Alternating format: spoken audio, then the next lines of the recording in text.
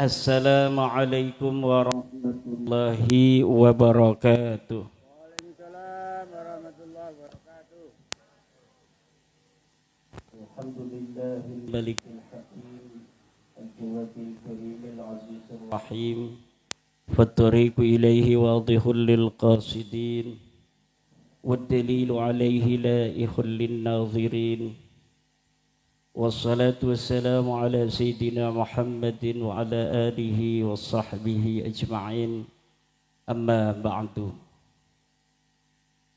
Faya ashabal fadail, hadratil mukarramin, para alim, para kiai, para ulama, wabil khusus sahibil bait Kiai Abdul Rashid, pengasuh majlis salawat nariyah Tafrijiyah Blitar, mata'annallah bituli hayatih.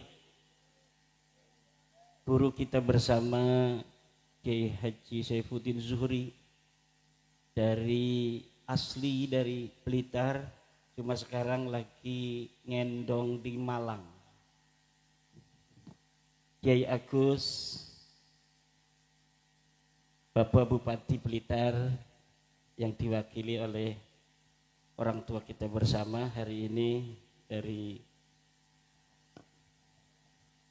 Kabupaten Blitar, dari camat yang saya hormati Bapak Kepala Desa, Ketua Majelis Ulama Indonesia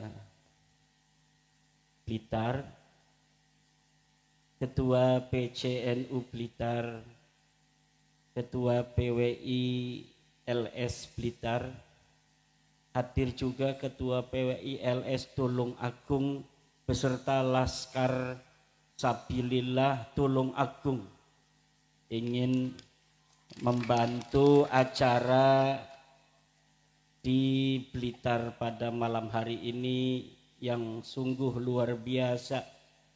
Lapangan yang sebesar ini dengan cahaya warna-warni, dengan lantunan mahalul qiyam yang luar biasa, menyentuh hati, dan mudah-mudahan akan salam kita diterima oleh baginda Rasulullah Muhammad sallallahu alaihi wasallam di malam nisfu Sya'ban ini, malam yang mulia, malam di mana Allah turun untuk melihat makhluknya.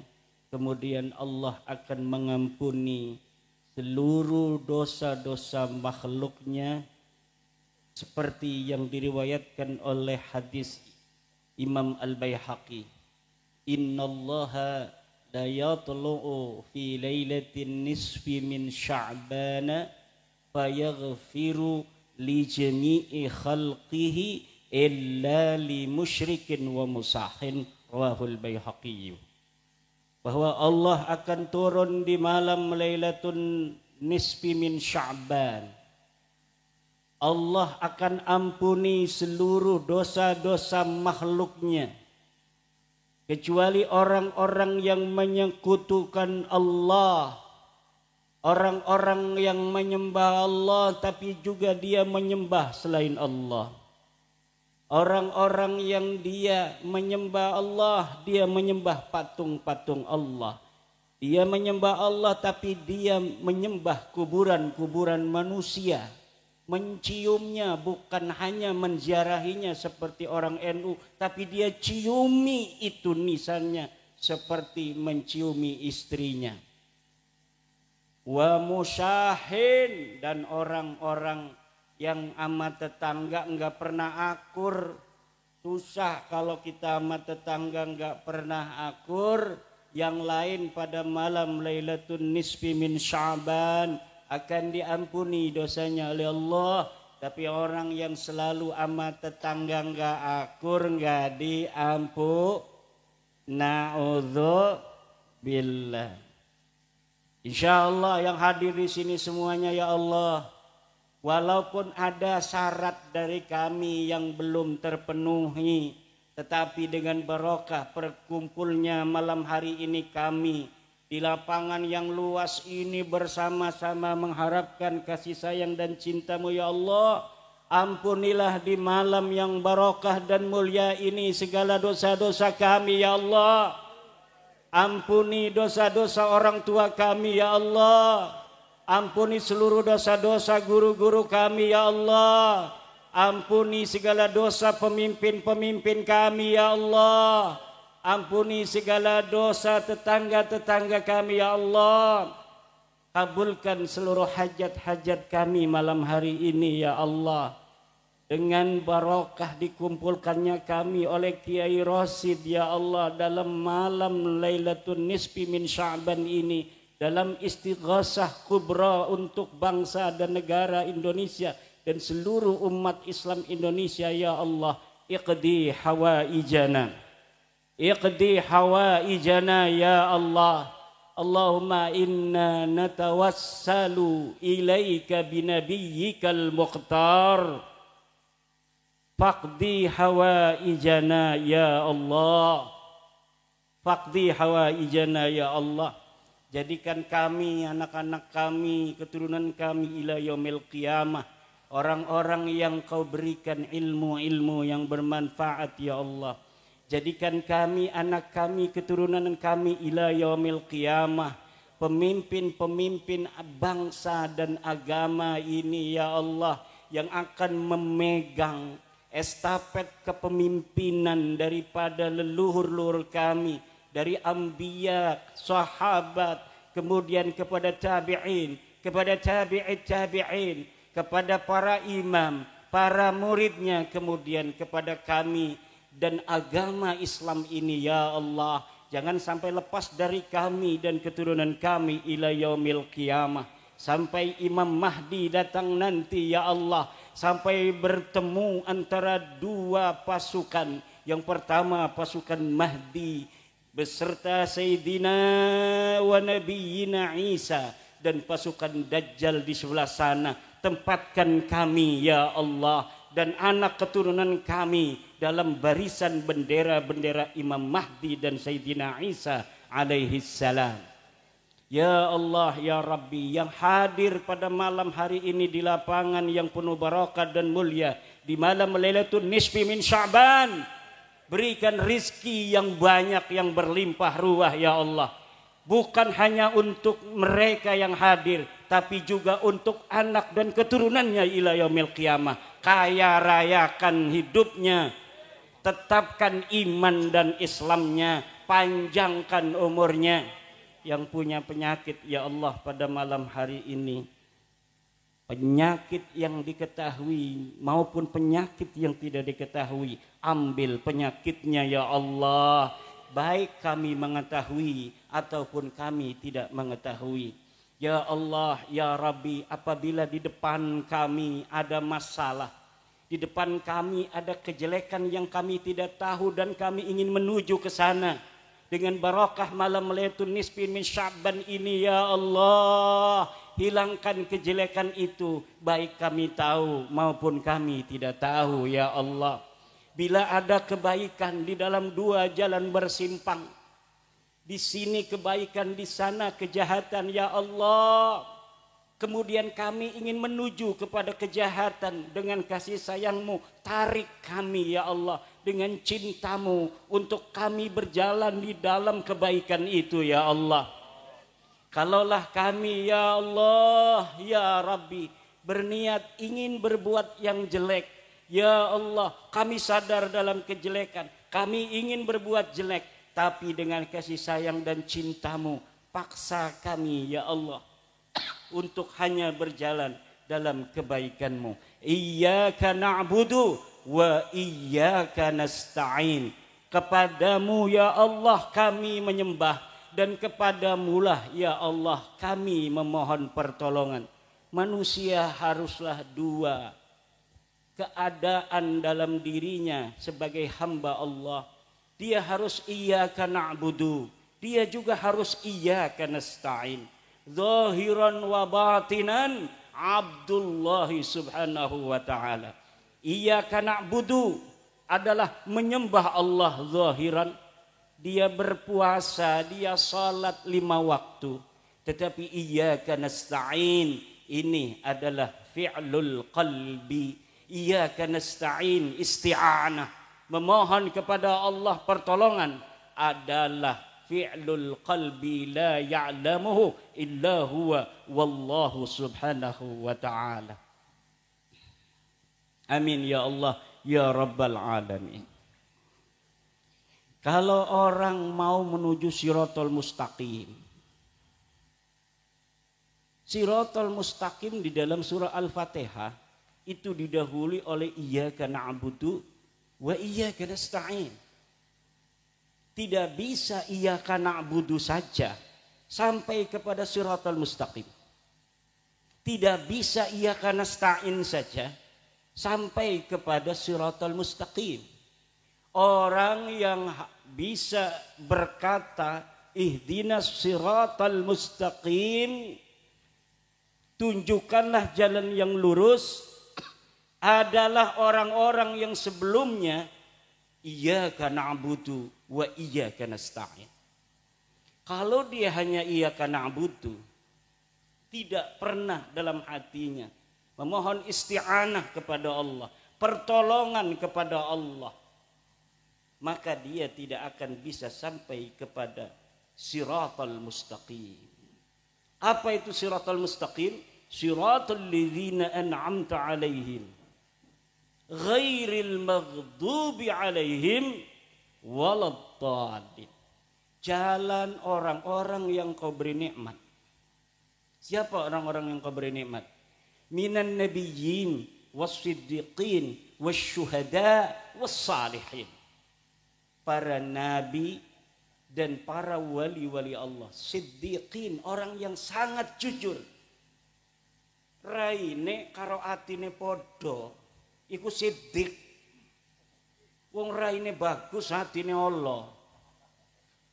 Raine bagus, atine ele. Iku tidaklah menjadi siddiq. Siddiq itu zahiran wa batinan. Dia segat mubalaghah, siddiqun. Segat mubalaghah sadukun, saddaqun, siddiqun, misdaqun, sadikun. Lah ini siddiqin, orang-orang yang jujur. Kemudian orang-orang yang hanya iyyaka na'budu, kayak wong Wahabi. Wong Wahabi ku iyyaka na'budu ini luar biasa. Allahu Akbar, Allahu Akbar. Langsung tamu ditinggal. Wong Wahabi langsung wudu, sholat, tamu melongo bedewe. Ada lagi orang yang cuma iyyaka nasta'in.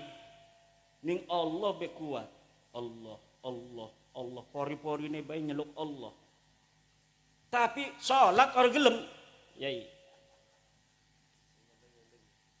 Sholat orang gelem, iki wong iyyaka nasta'in doang, tapi ora iyyaka na'budu.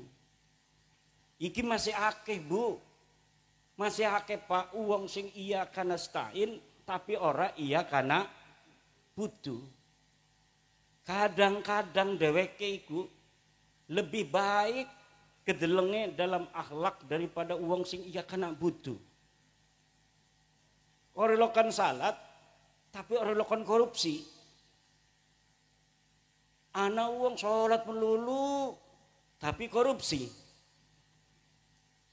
Lah sing iki sing bagus endi ku? Wong ora kon salat, ora korupsi.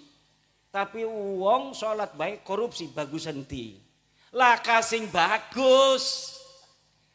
Orang yang sholat tapi dia korupsi tidak bagus. Orang yang tidak sholat tapi tidak pernah korupsi tidak bagus. Karena dia tidak bisa mencapai Shiratal Mustaqim, jalan yang lurus. Jalan yang lurus hanya bisa dicapai oleh siapa? Iyyaka na'budu wa iyyaka nasta'in. Orang yang mau menyembah Allah dalam zahirnya dan dalam hatinya ada kepasrahan, butuh kepada Allah, zikir dheweke, maca ijazah saking Mbah Hasyim Asy'ari. Ini yang dibaca tadi, Bu. Ini yang dibaca wiridan tadi, wiridan Mbah Hasyim Asy'ari.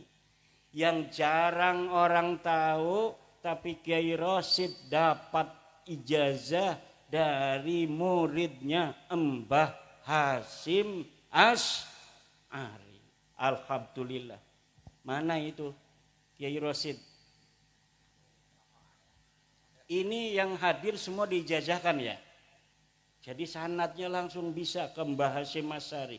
Cari wiridan harus yang sanadnya jelas. Sing sanadnya ora jelas ana wonge tapi laka sebenarnya mah. Aja dicukut wiridanane. Aran binanu laka wonge. Aja. Lah orang bakal manfaat, orang bakal barokah. Wonge laka di hadaratine laka wonge. Ana makame doang makam palsu. Legena apa? Lah ari Mbah Hasyim Asy'ari mah, Mbah Hasyim Asy'ari lunga ning Tebu Ireng, ya makame ana. Tulisanane masih ana. Risalah Ahli Sunnah wal Jamaah. Anak-anaknya masih ana. Ijazah Bukharinya banyak muridnya. Mungkin sekarang cucu-cucunya. Cucu muridnya masih ada. Kalau saya cicit. Saya ngambil sanad Bukhari dari Tebu Ireng. Di rumah guru saya dari Tebu Ireng, paman-paman. Tapi saya tidak cukup. Saya nyelinap ngaji di Tebu Ireng tanpa orang Tebu Ireng tahu. Kiai Habib masih ngajarin kitab Sahih Bukhari. Saya ngaji di Tebu Ireng. Wong Tebu Ireng orang weruh kita ngaji ning Tebu Ireng Sahih Bukhari ning Kiai Habib bari didorong-dorong kelawan kursi roda.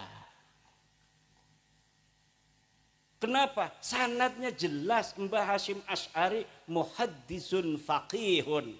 Muhaddisun faqihun. Dan hati-hati dalam tasawuf. Mbah Hasyim Asy'ari sufi, tapi hati-hati dalam tasawuf. Tidak sembarangan tasawuf Mbah Hasyim mau. Kenapa? Karena tasawuf qad ikhtalata minha bil falsafah. Banyak dari tasawuf yang telah bercampur dengan filsafat, dan sebagiannya lagi qad ikhtalata bizandaqah, dengan kezindikan. Wis kita mah sing penting inget ning Allah.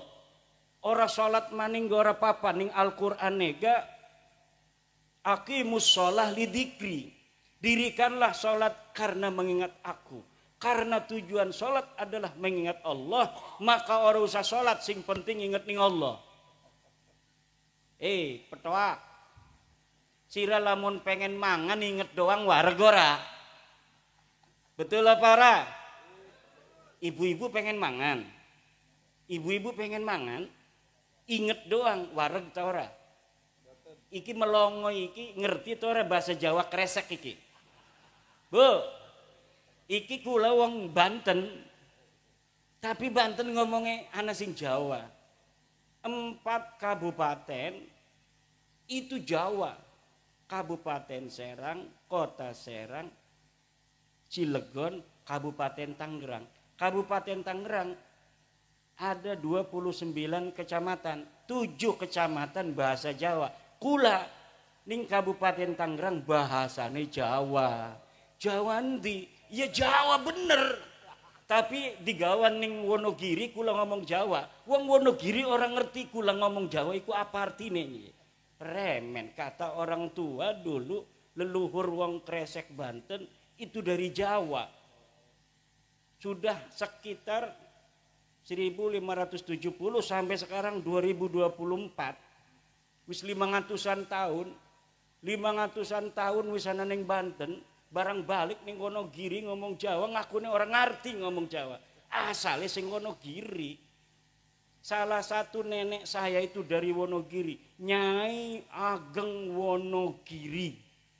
Nyai Ageng Wonogiri masih ada makam ning Banten. Dikawin nang Sultan Maulana Muhammad Nasruddin. Maulana Muhammad Nasruddin baru berumur 24 tahun perang mati. Rabine lagi ngandung umur 3 bulan.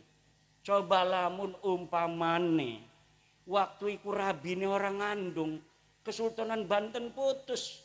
Ning zaman Sultan Maulana Muhammad Nasruddin sultan ketiga dari Banten. Tapi alhamdulillah ketika deke perang mati, rabine lagi meteng wong Wonogiri. Kemudian dua anak arane Abdul Qadir. Abdul Qadir dari Sultan Abdul Mafakhir Mahmud Abdul Qadir. Barang dari Sultan arane dawa. Kudune mah presiden kita ke Prabowo Subianto. Ketika jadi presiden dawa arane. Presiden Prabowo Subianto Manunto Putro. Supaya keren Pak Bupati. Coba kalau di Tangerang udah Pak Bupati sini. Di Tangerang itu kalau bupati yang definitif itu selain diangkat oleh gubernur, dilantik gubernur, itu juga ada pelantikan budaya.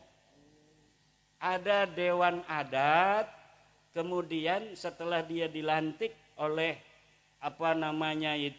gubernur atau Mendagri, nanti ya dia dikasih gelar adat juga. Gelar adat oleh pemangku adat. Kebetulan saya ketua pemangku adat di Kabupaten Tangerang. Jadi kemarin itu bupati yang dulu ya selain dia mendapatkan pelantikan dari pemerintah, juga mendapatkan pelantikan secara budaya untuk melestarikan kebudayaan masyarakat supaya tidak hilang. Nah, seperti tadi ini marhaba. Ini marhaba ini jangan sampai hilang. Karena ini adalah kebanggaan kita sebagai masyarakat Jawa. Masyarakat Jawa punya harga diri. Harga dirinya dari apa? Dari budayanya. Kalau ada kebudayaan kita yang kita warisi dari nenek moyang, itu namanya heritage. Apa namanya? Heritage. Heritage itu warisan budaya yang diturunkan oleh leluhur kita secara turun-temurun sebagai identitas dan jati diri kita sebagai bangsa yang telah berkembang leluhurnya dan menguasai daerah ini selama ribuan tahun. Itu ciri-cirinya adalah warisan heritage ini yang diturunkan dari satu generasi ke generasi yang lain. Tidak bisa musuh-musuh itu menjajah kita apabila kita masih kekeh untuk menjaga warisan budaya itu. Selama mereka itu belum bisa menggantikan budaya kita, berarti kita masih menang. Tapi kalau mereka itu sudah bisa untuk mengganti budaya kita dari A sampai Z, termasuk bagaimana cara kita mengekspresikan rasa cinta kepada Nabi Muhammad dan ahli bait Nabi, mau diganti oleh budaya mereka yang mereka bawa dari tanah leluhur mereka. Padahal mereka kesini mau numpang makan karena di sana nggak ada padi, di sana nggak ada pohon, di sana nggak ada ketela, deke kurang makan, wedus bae wis padahal kasusune ning kana. Akhirnya deke gelati pangan ning di, ya tidak ada lagi jannatun fid dunya Indonesia jannatun fid dunya. Surga yang ada di dunia ini adalah Indonesia. Malam hari ini kita beristighosa untuk menjaga Indonesia. Coba wong desa Blitar yang dulu Insinyur Soekarno, ya, Iki kiai iki lagi nonggoni kita ngomong nasam kok dingin Gus. Wis kumuruk kabeh wis putus nasabega. Kiai. Ini kan tempat lahirnya Insinyur Soekarno. Betul enggak? Makamnya pun wis ditakdirakan nang Allah mati neneng Jakarta. Wis dikubur ning Bogor. Tapi leluhur orang-orang Blitar di mana dia dilahirkan di sini terus ning Allah peninjauan kembali. Ya Allah, kita mengajukan peninjauan kembali ke mahkamah kuburan. Ini putra kami Soekarno, kenapa dimakamin di Bogor? Dia lahirnya di sini. Tolong ya Allah, rubah itu di Lauhil Mahfuz. Di mana dikatakan lahir di Blitar, mati dan dikubur di Bogor. Tolong ganti itu yang ada di Lauhil Mahfuz. Akhirnya Allah itu kan yamhullahu ma yasha wa yusbit. Allah bisa menghapus takdir, Bu, aja gegabah. Allah bisa menghapus takdir wis ditentukan. Maka digerakkanlah akhirnya kita bangsa Indonesia untuk memindahkan jasad Bung Karno dari Bogor kembali ke kampung halamannya di Blitar ini. Aja macem-macem wong Blitar. Wong Blitar iki presiden se-Indonesia. Presiden pertama se-Indonesia. Tapi aja sombong dingin, presiden kedua wong Banten. Siapa namanya? Saprudin Prawira. Yang bisa menyelamatkan Indonesia ketika Soekarno sedang di penjara. Saudara, siapa dia? Saprudin Prawira Negara bin Pangeran Hatab bin Sultan Aliuddin Raja terakhir Banten. Orang kalah kita gitu. Ibu tuane uang Padang. Uang Banten kan uangnya orang pati open. Ibunya dia aslinya orang Banten.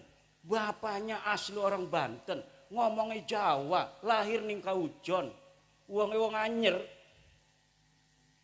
Tapi ketika sudah wafat, dibiarkan aja. Ada yang menyangka sebagai pemberontak dan lain sebagainya. Padahal untuk menyelamatkan Insinyur Soekarno, karena dia berteman dengan Insinyur Soekarno yang sedang di penjara. Kalau umpamanya tidak ada pemerintahan darurat, maka nanti luar negeri mengatakan Indonesia sudah tidak ada, maka penjajah yang dulu pernah menjajah Indonesia bisa masuk kembali.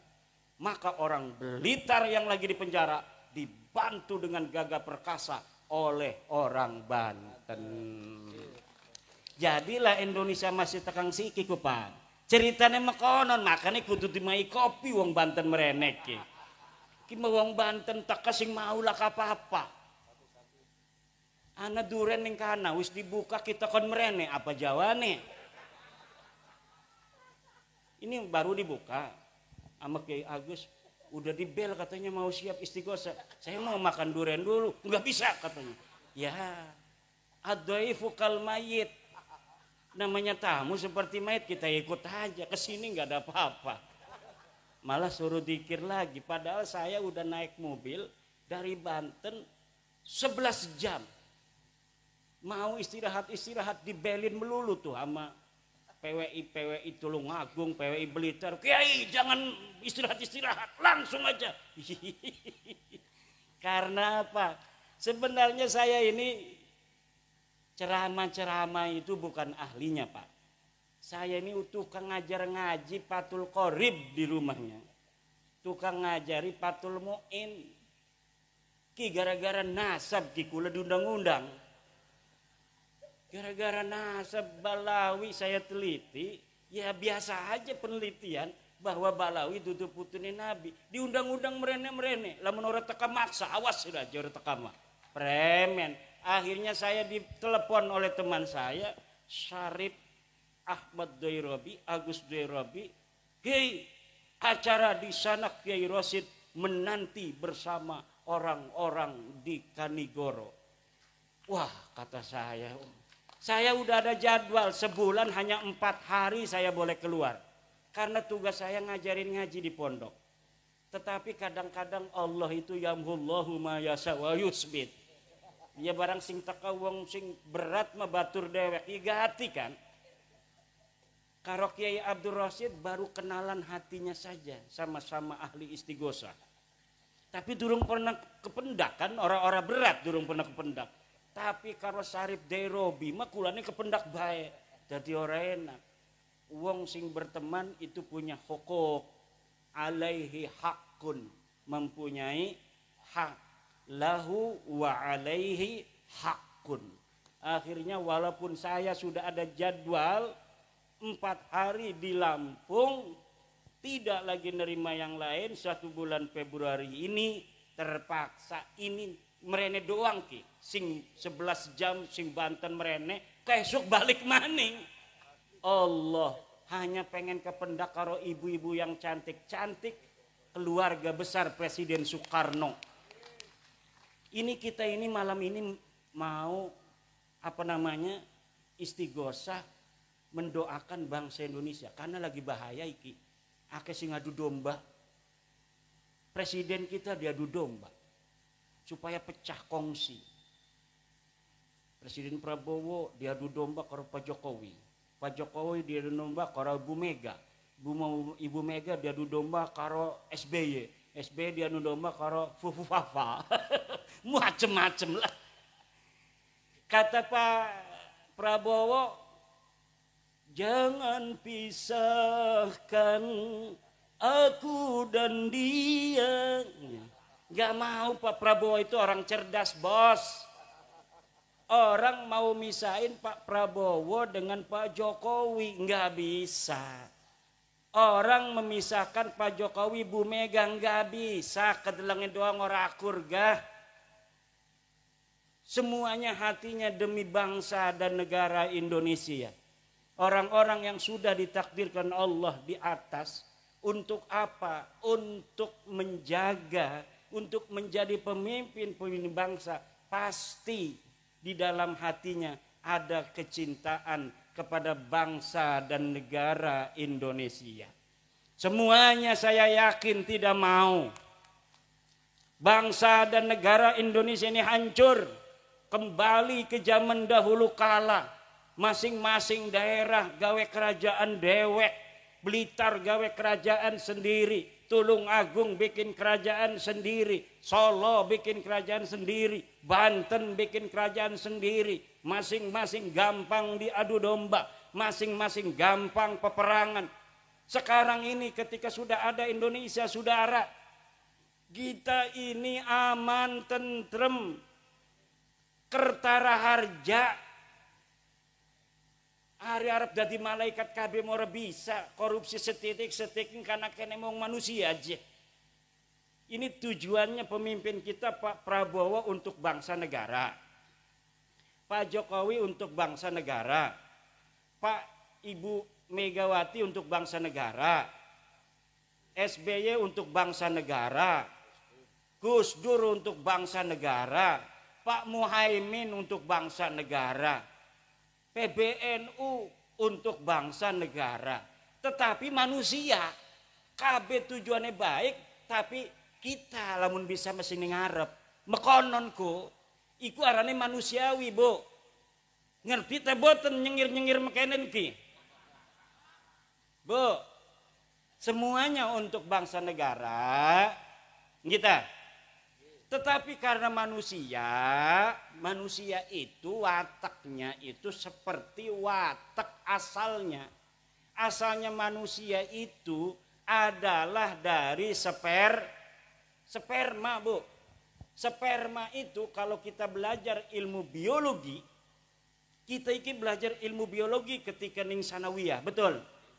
Ada zigot segala macam, bahwa manusia ketika dia itu menjadi sperma itu jumlahnya jutaan masuk ke rahim wanita. Tapi yang nyampe pertama hanya yang paling cepat nyampenya inilah ke dinding rahim wanita yang akan menjadi anak. yang lainnya itu mati. Kenapa? Karena kalau sudah ditempatin satu, yang lain tidak bisa. Jadi manusia itu asalnya musabakoh. Manusia itu, nih sekarang ini kitalah yang terbaik dari saudara-saudara kita yang jumlahnya jutaan itu. Waktu malam-malam abah kita, karo emak kita ku. Kitalah yang pertama, yang terhebat. Kemudian kita menjadi segumpal darah. Kemudian jadi segumpal daging. Kemudian dibentuklah oleh Allah. Laki-laki atau perempuan. Dikasih nyawa oleh Allah. Dilahirkan. Dialah yang terbaik. Dialah pemenang. Nah, manusia masih ingat waktu dewek kening jero rahim rebutan karo dulur-dulure. Maka walaupun tujuannya bagus semua, tapi ada persaingan. Iku persaingannya namanya persaingan politik. Persaingan politik itu wajar. Tapi tidak bisa diadu domba untuk menyengsarakan rakyat, enggak bakal mau mereka. Mereka itu hanya mau bersaing politik dengan tujuan sama, yaitu demi bangsa dan negara. Lah musuh-musuh ini ngadu domba agar negara kita hancur. Rela apa tidak kalau ada orang mengadu domba pemimpin-pemimpin kita agar bangsa dan negara kita hancur? Lawan apa lawan? Hancurkan apa tidak? Hancurkan itu orang-orang yang mau mengadu domba Bapak Prabowo dan Bapak Jokowi. Yang mau mengadu domba Bapak Jokowi dan Ibu Mega. Yang mau mengadu domba Ibu Mega dengan SBY. Yang mau mengadu domba Bapak Prabowo dengan Bapak Gibran Raka Buming Raka. Hancurkan ya Allah sehancur-hancurnya. Kenapa? Kalau pemimpin-pemimpin kita itu sudah bisa diadu domba, maka lemah kekuatan kita. Banten niku Pak, Banten cerita gimana? Bukan karena saya orang Banten membanggakan Banten, tetapi memang dalam buku sejarah Banten tidak bisa dimasuki oleh musuh kecuali oleh pengkhianat yang dari dalam Banten sendiri. Sultan Hasanuddin ketika jadi sultan didatangi oleh siapa itu orang Belanda itu? Bukan, yang pertama kali datang. Pertama kali datang dari Eropa ke Indonesia ini, ke Nusantara. Itu pertama datang ke Banten. Mau dagang katanya. Akhirnya diterima oleh orang Banten. Pas dagang dia memonopoli, diusir sama orang Banten. Kemudian pada zaman Sultan kedua Maulana Yusuf juga diusir. Pada Sultan Maulana Muhammad tidak bisa menguasai. Pada zaman Sultan Abdul Mafahir mulai perang 1630. Pada saat Sultan Agung Tirtayasa puncak peperangan VOC Belanda dengan Kesultanan Banten. Nggak bisa menang itu musuh-musuh Banten.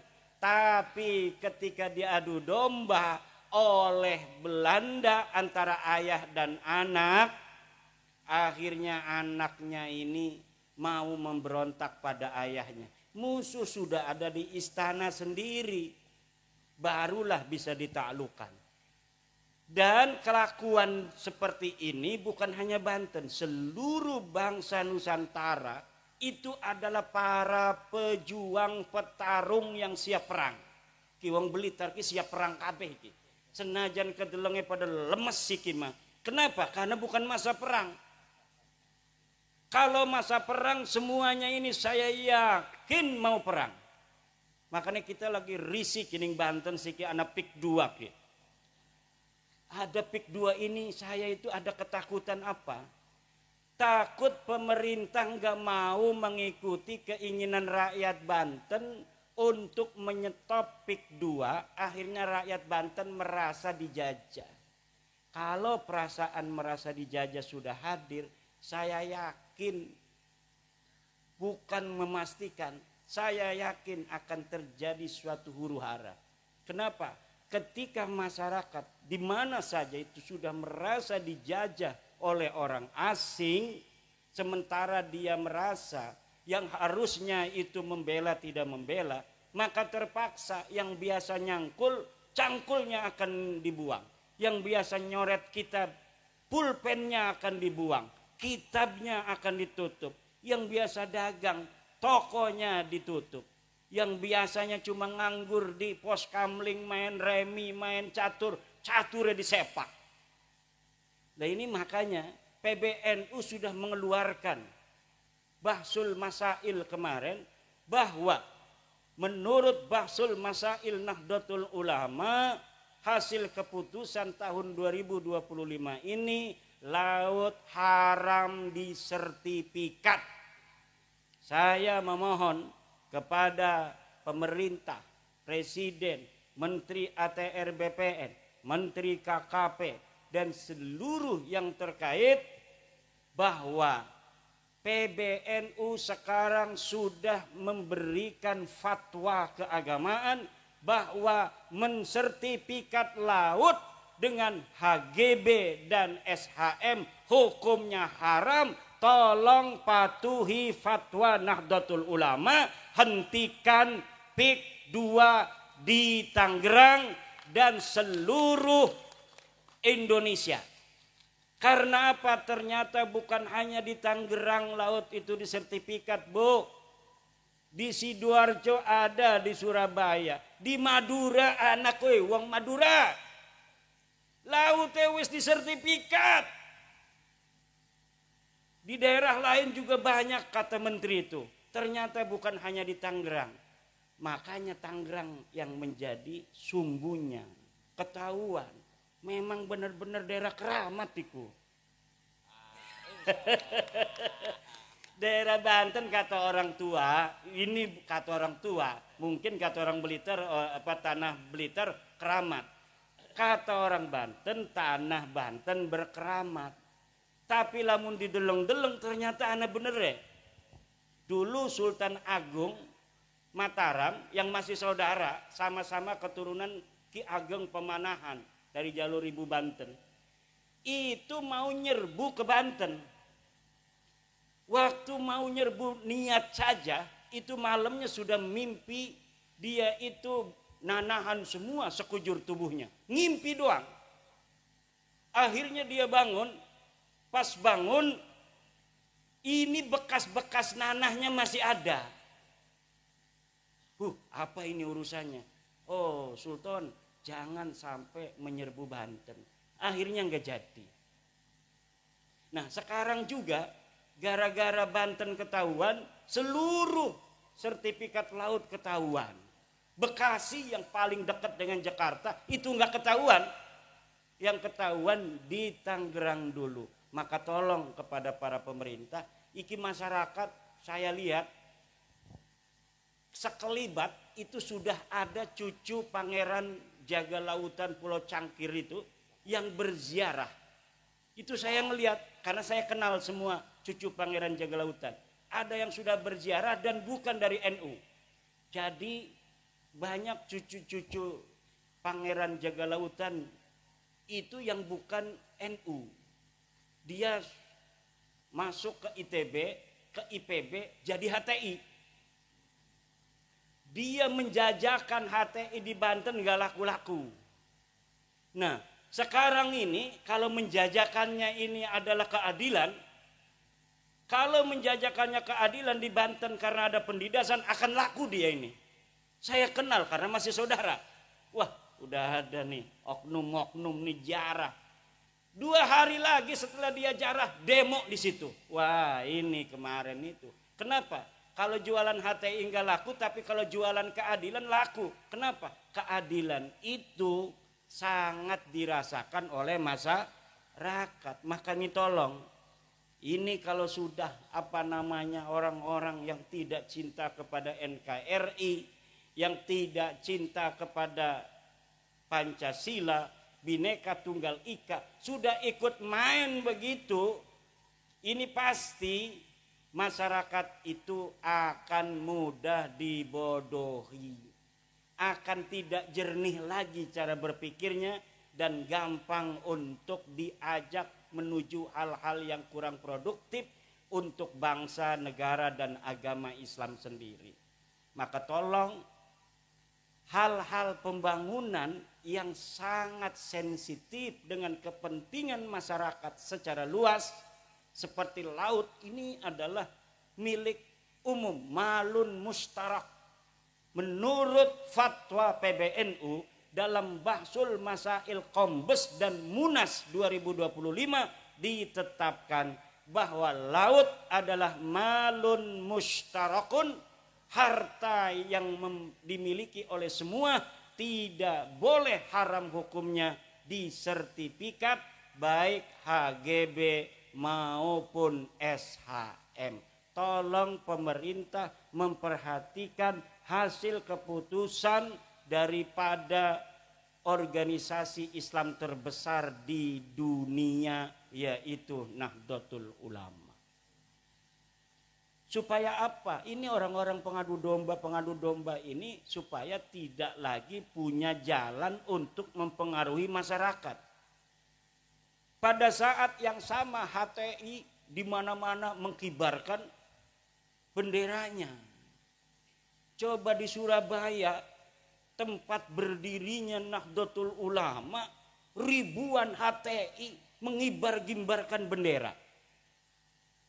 Hari yang sama di Jogja juga mereka mengibar-ngibarkan bendera HTI. Di Banten ketika ada demo itu, demo menuntut ditutupnya PIK 2, baik PSN-nya maupun PIK 2-nya yang bukan PSN, itu saya lihat mereka tidak mengibar-ngibarkan bendera la ilaha illallah. Tetapi 70% itu orang-orang HTI. Masyarakatnya hanya beberapa persen. Nah, makanya ini adalah sebuah hal yang mengkhawatirkan. Kenapa? Kalau jualannya itu adalah jualan keadilan dan anti kezaliman yang sedang dirasakan oleh masyarakat sendiri, maka ini akan laris manis Tanjung Kimpul. Laris manis Tanjung Kimpul. Maka tolong ini pemerintah untuk memperhatikan. Ini Nahdlatul Ulama sudah turun loh. Pakai fatwa Bahsul Masail. Saya di malam-malam di bel untuk datang ikut juga. Kata saya ndak mau ikut-ikut dulu. Nanti kalau sudah kondisinya kondusif, baru saya ikut-ikutan lagi. Sekarang iya, saya sekarang ini lebih baik bersama Nahdlatul Ulama di bawah. Ini enak sekali. Kenapa? Karena Nahdlatul Ulama hari ini sudah 56%, Bu. Dari seluruh masyarakat yang mengaku Islam, 56%-nya mengaku NU. Ini sebenarnya pun kata sebagian teman, ini sudah dapat ngepres. Sebenarnya lebih dari 56%. Tetapi tidak baik untuk keseimbangan suatu bangsa di mana sebuah organisasi sangat mendominasi dari jumlah kuantitas. Sebenarnya lebih daripada 60%. Tetapi ditekan agar apa? Agar tidak terlalu gejlok. Masa iya nanti akan bahaya sekali. Bahaya sebuah bangsa organisasi banyak, tetapi ketika disurvei organisasi Islam itu ada ratusan, Pak. Ratusan. Tapi pas disurvei ada organisasi yang sama sekali tidak punya massa. Bahkan ada organisasi yang organisasinya pengurusnya itu luar biasa. Dia acara apa saja itu aktif. Bahkan sering bikin sebuah pengamatan terhadap kejadian sosial dan politik. Terkenal ketua ANU, sekretaris ANU. Tetapi ormas ini ketika disurvei ke bawah tidak punya massa ternyata. Tapi NU yang dirinya sendiri merasa hanya punya 90 juta. Itu Yai Said Agil Siraj kalau ditanya orang, Yai NU itu jumlahnya ada berapa? 90. Iku goling awag. Uling awag, nebak-nebakan doang, tidak berdasarkan survei. Pas tahun 2017 disurvei, saya ikut ketika presentasi tim surveyernya itu. Ketika tim surveyor presentasi dari Alpala Research, saya melihat bahwa 130 juta 2017 itu orang mengaku dirinya NU. Itu masih sekitar 53%. Kemarin saya nggak ikut, tetapi mendengar Gus Yahya mengatakan sudah 56% orang Islam di Indonesia mengaku dirinya NU. Coba itu hitung, berapa jumlahnya orang NU yang ada di Indonesia? Dari 280 penduduk Indonesia, 89%-nya Islam. Dari 89% ini 56%-nya mengaku NU. Allah. Iki NU semakin terus nyinyirin orang, semakin gede. Nang apa? Barokah. Kayak PWI ki, karena PWI ki anaknya NU. Semakin ditolak, semakin di mana-mana pengen jadi PWI. Syaratnya PWI harus bermitra di bawah NU. Ini permintaan dari mana-mana. Bahkan di Jawa Barat, kenapa kemarin itu sampai ada sedikit permasalahan organisatoris. Ketua Jabarnya itu dibekukan. Itu dibekukan bukan karena dia itu ada kesalahan yang fatal, bukan. Karena banyak kabupaten yang pengen dilantik oleh DPW Jabar susah mencari kiainya. Ketuanya kiai, banyak acara. Jadi kabupaten-kabupaten pengen dilantik, nyari kiainya susah. Jadi mereka datang sendiri kepada kantor pusat di Cirebon. Akhirnya udah, kata Ketua Umum PWI Kiai Abbas, Jabar dibekukan aja. Kiai Abdul Mujib pengurus atau ketua Jabar dijadikan pengurus pusat dulu. Akhirnya sekarang dibentuk lagi yang baru, ketuanya Kiai Abah Setu. Itu mulai orang-orang pada ingin setiap kabupaten dilantik PWI-nya di tingkat kabupaten. Jadi ini luar biasa PWI ini, kayak NU zaman dulu. NU zaman dulu itu kadang-kadang belum ada pengurus provinsi. Ada kecamatan yang sudah mendeklarasikan MWCNU. Seperti di Banten itu kampung saya, itu Kiai Muhammad Amin pulang dari Mekah tahun 1936. Kiai Muhammad Amin ini bapaknya Kiai Ma'ruf Amin. Dia pulang dari Mekah, belum ada kepengurusan tingkat kabupaten PCNU tahun 1936, tapi Kiai Amin ini langsung mendirikan MWCNU tingkat kecamatan. Jadi kecamatannya ada, kabupatennya belum ada. Nah ini seperti ini nih PWI ini. Kadang-kadang kabupatennya pengen, provinsinya susah. Nyari ketua provinsinya karena kiai semua. Kalau di Wonogiri, Seragen, sekitarnya itu semuanya kebanyakan Surya PCNU. Gampang nyarinya kalau Surya, paling dia di pondok ngajar ngaji. Tapi kalau kiai penceramah susah. Nyari saya itu gampang, Pak.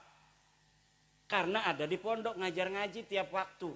Asar ngajar ngaji, maghrib ngajar ngaji, subuh ngajar ngaji. Sekarang ini nggak ngajar ngaji nih, ya karena dikerjain oleh Kiai Rosid. Suruh bertemu dengan saudara-saudara Presiden Soekarno supaya saya dapat barokah. Ya Presiden Soekarno, terima kasih atas perjuanganmu dulu membebaskan bangsa dan negara ini dari penjajah. Terima kasih Blitar, kami bangsa Indonesia mengucapkan terima kasih untuk Blitar yang telah melahirkan putra sang pajar Presiden Soekarno yang kemudian membebaskan kami dari penjajahan Belanda, penjajahan Jepang. Kita tinggal menghancurkan penjajahan spiritual, pengakuan orang-orang yang merasa lebih mulia dari orang lain. Ini bahaya bagi keagamaan masyarakat Islam. Dalam ajaran Islam, inna dina indallahil Islam, sesungguhnya agama yang paling mulia adalah agama Islam. Dan dalam Islam orang yang paling mulia itu adalah orang yang paling bertakwa. Inna akramakum indallahi atqakum. Bahwa sesungguhnya orang itu bukan dilihat kemuliaannya dari keturunan siapa dia. Dilihat dari pangkatnya, dilihat dari banyaknya uang. Tidak, tapi dilihat dari takwanya.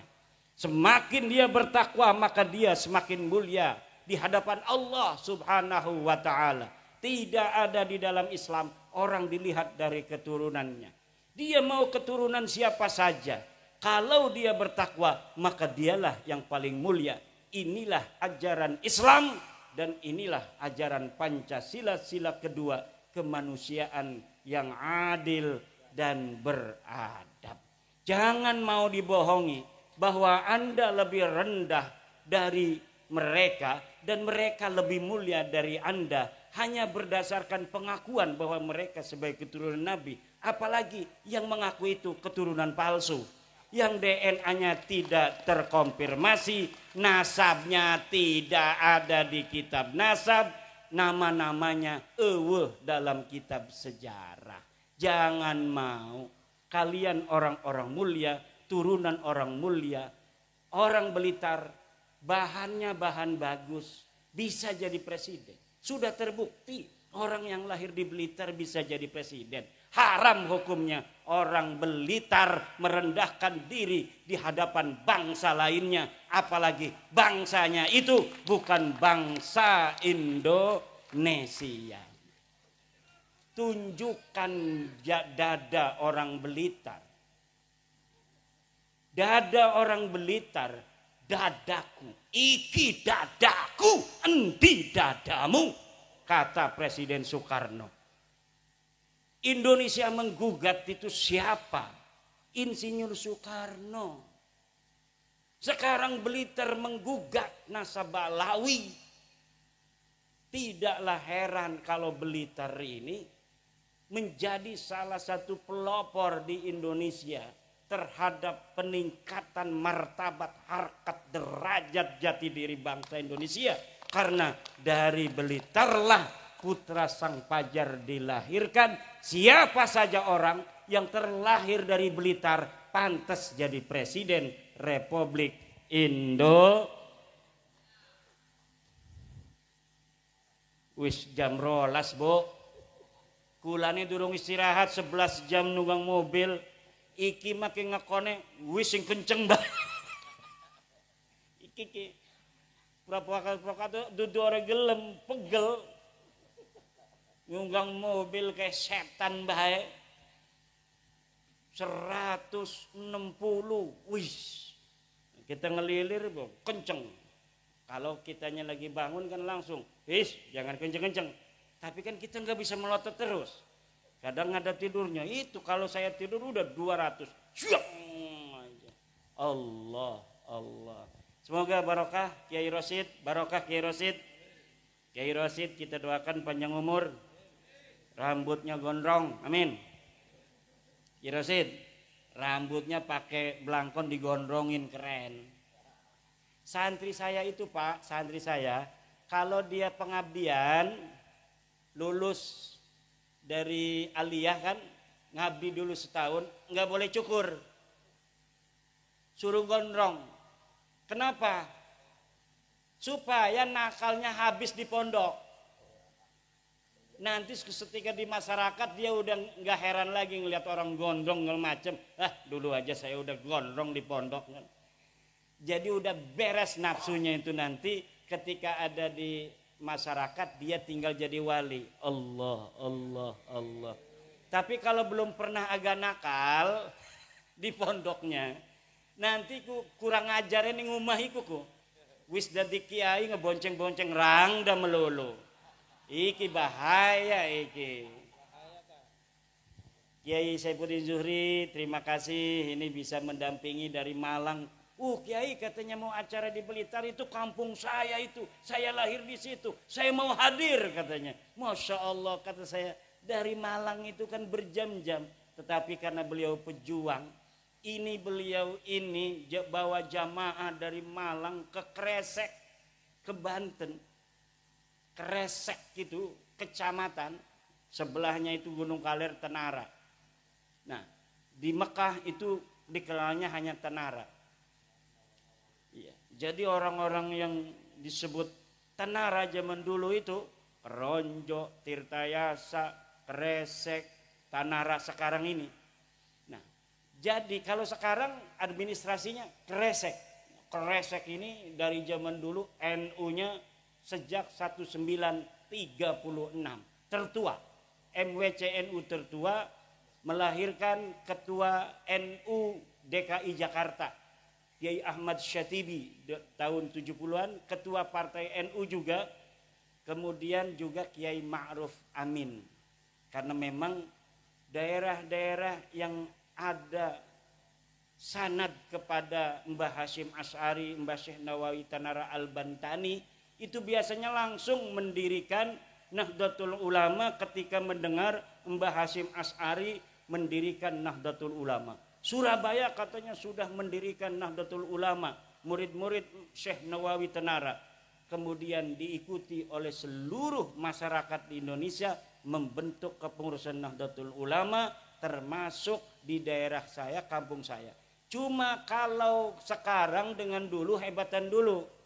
Dulu itu Ansor desa itu punya drum band. Sekarang Ansor nggak punya drum band. Kalah sama Ansor tahun 50-60-an.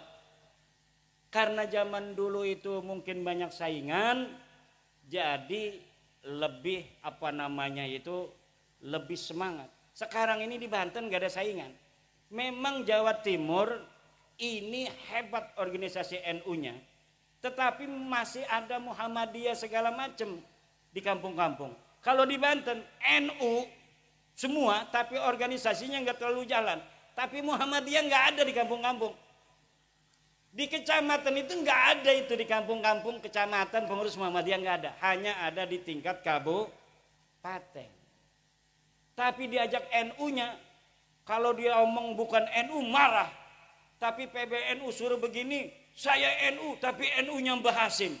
Mbah Hashim udah wafat. Sekarang mah Mbah Miftahul Ahyar sama Gus Yahya.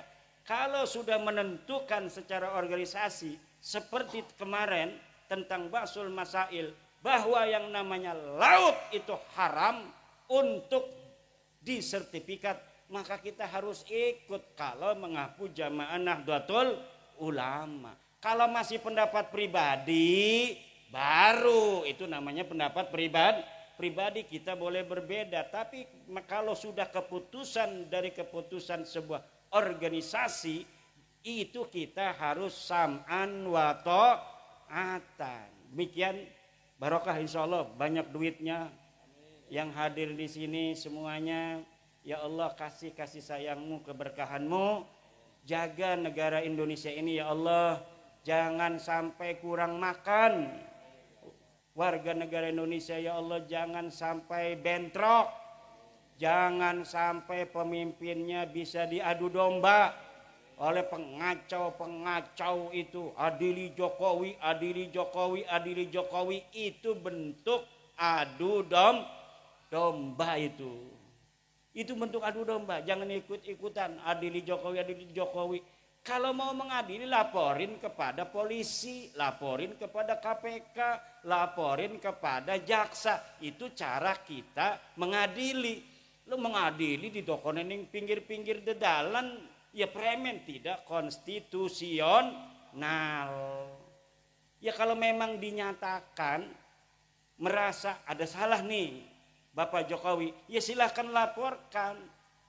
Tempatnya ada KPK, terus jaksa, kemudian polisi. Lah iki mah lapor ning tembok. Adili Jokowi, ya temboknya meneng baik. Lah ini adalah upaya-upaya untuk membuat kacau Indonesia, memecah belah bangsa Indonesia, dimulai dari memecah belah para pemimpin-pemimpin kita. Warga Nahdlatul Ulama senantiasa setia kepada negara kesatuan Republik Indonesia. Ibu Mega pemimpin bangsa, Pak Jokowi pemimpin bangsa, Bapak Prabowo pemimpin bangsa, Gus Dur pemimpin bangsa, NU pemimpin bangsa. Semuanya kita doakan agar senantiasa dalam lindungan Allah Subhanahu wa ta'ala. Dan seluruh musuh-musuh bangsa Indonesia dan negara Indonesia, ahlikhum ihlakan ya Allah. Ahlikhum ihlakan. Nah, terakhir mari kita sama-sama, karena ini sholawat nariyah, kita sama-sama bersolawat nariyah. Allahumma